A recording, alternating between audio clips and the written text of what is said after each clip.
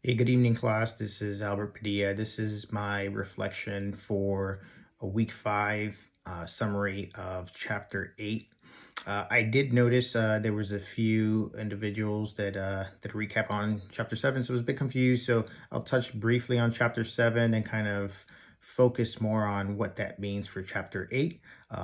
As the focus of my discussion will be chapter eight. I want to start with a question that I've been keeping present in my mind as I've been going through the material, and that is, what am I supposed to take away?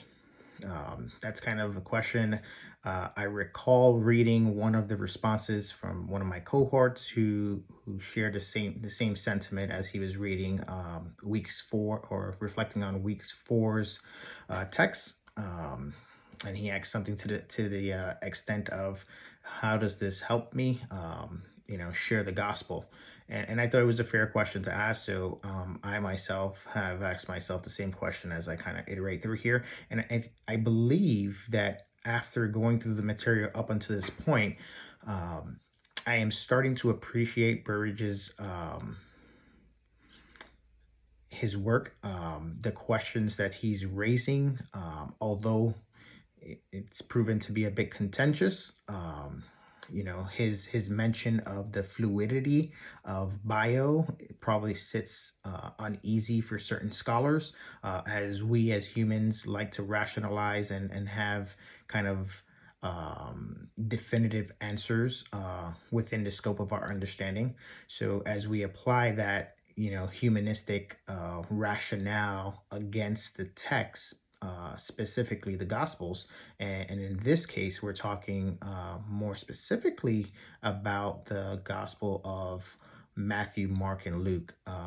Burridge makes a point that he wants to talk John separately. So for this discussion, this video, we'll touch upon just those three.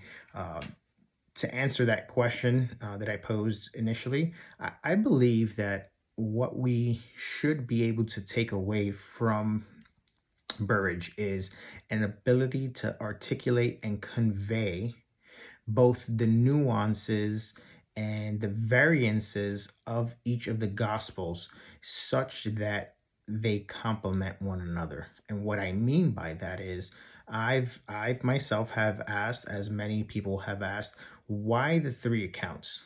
Why is there three, actually four separate accounts of the life ministry of Jesus?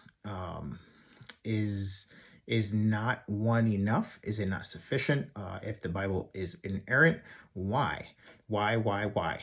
And what I believe Burge is driving us towards is a holistic understanding, a holistic picture of the socio-cultural dynamics that were taking place at that time. And I think if we can engage scripture in that way, in that manner, I think we're starting to appeal to what I believe Burridge is getting at when he talks about that he doesn't want us to just use simplistic techniques and methods to deconstruct scripture or text and then try to fit it into a model or a genre so that we can then apply our own concepts or presuppositions based on our understanding of similar genres. And I think that's the big takeaway, right?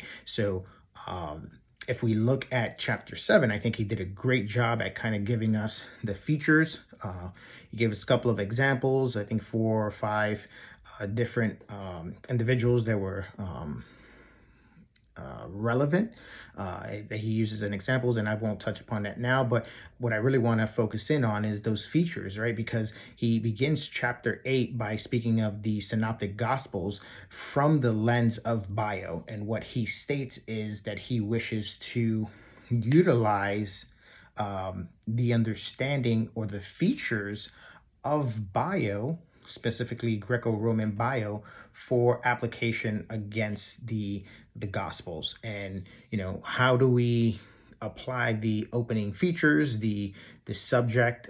Obviously, we're talking Jesus here and Jesus's ministry, and both the internal and external features so that we can construct a picture and an understanding that we can convey to someone else. As we look across these three gospels, we can look at the structure, the composition, the characterization, and then adequately and succinctly lay out the variances, not so that we can prove they are contradictory, but how they complement one another. How does a Jewish author writing to a Jewish audience complement a Gentile writing to Gentiles? So that is what I believe we should be taking away. I think that is what Burridge is getting at. That's what he's